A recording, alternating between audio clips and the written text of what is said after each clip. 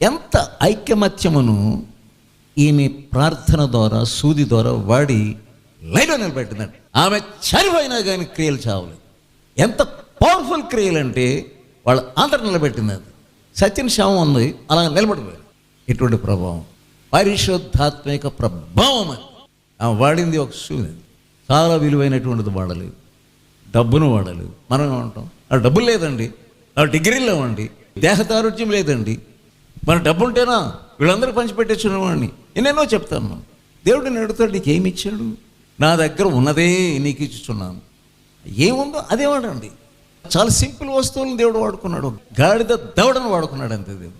మిక్కిలి చిన్నవాటిని వాడుకున్నాడు ఆయన. మిక్కిలి చిన్నవారిని కూడా వాడుకున్నాడు.